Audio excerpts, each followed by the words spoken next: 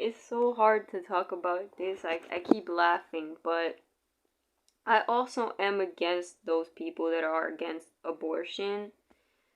Um, I'm not laughing because of that. I'm laughing because of the way that it works in their brain. Like, it makes no sense.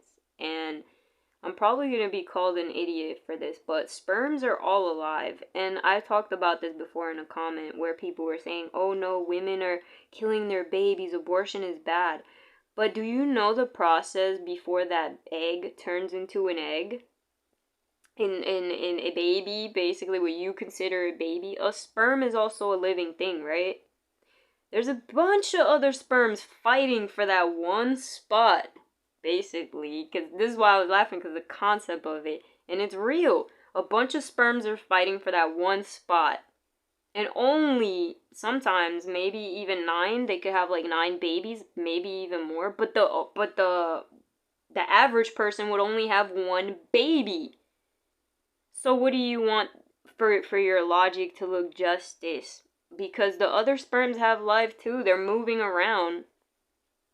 Not all the sperms, are taken into consideration by nature itself. So for these women to be fighting for ladies not to have abortion is so disgusting, because even nature itself is speaking to them and telling them, you know, choice is not, everybody doesn't have a choice. I mean, look at sperm. Sperm is alive, is traveling to make it to another form, and it won't.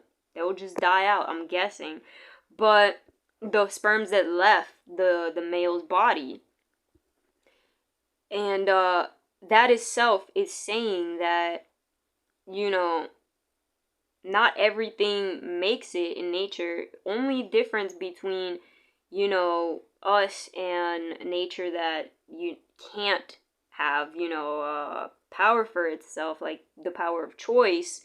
That's only different. We have choice. And I get it. Most of these people are fighting for, abortion not to be anymore, because they're like, oh, but it has a heartbeat and this, and you're hurting the baby. The baby's gonna hurt regardless. The bones are gonna build, and that's gonna hurt like fuck. Look that up. When the baby's bones are developing, is the most painful process ever. Look that up scientifically. So if you're trying to prevent the baby from hurting, I get it. I'm even sad for the sperms that don't make it. I get it. But is the woman's, that's the difference between, seriously, that's the difference between humans and other creatures, which is pretty sad. We have, the power of choice because we have higher communication skills. And who knows what happens to those sperms? You never know. We're energy. They probably travel to somewhere else. But regardless, we're always hurting in this world.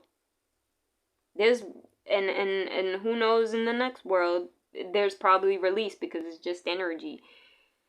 I don't know. I don't know everything, but the concept of abortion shouldn't be, taken out of consideration. If the women want to have abortion, they should have abortion. Because the to make the story short, and it's just, we're all gonna hurt either way in this life or in the womb. Like, even the man in the Bible was talking about, and even God, matter of fact, the freedom of choice, free will. Why are you wanting to put laws in and bet on laws to keep people in line? What you think is right. If that person doesn't want to live that lifestyle, you cannot force them. You cannot force nobody. Just like I can't force the Christians to stop being ignorant as fuck. And trying, ignorant why? They could live their life, but they're trying to embed their bullshit onto everybody else, which discrimination leads to what? To aggressive thinking. And they end up killing people. They end up setting people. The most thing you ever hear is basically people being aggressive against gays because they don't want them to have rights, because of Christian beliefs, and because of probably most likely straight ass people like rednecks or something like that. But the Christians think their words don't have consequences. And yes, it does. It has consequences, and it's not good. You think that you, by telling your kids, because most Christians explain it in such a disgusting way, even the churches I've been to, they explain it in such a negative light. Like, I remember the pastor's wife from the last church that I went to, which, like I said, I spoke of these church, they try to have sex with me.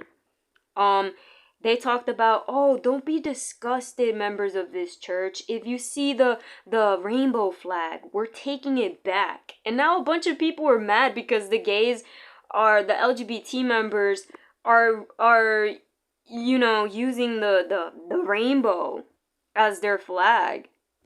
God said free will. Shut up. If you didn't want to use the flag before, why do you want to use it now? Because they want to use it. They want to take the flag back now. It's so fucking hilarious. It's so childish. I've never seen it, nothing more stupid in my life. Adults who are older than me acting like this.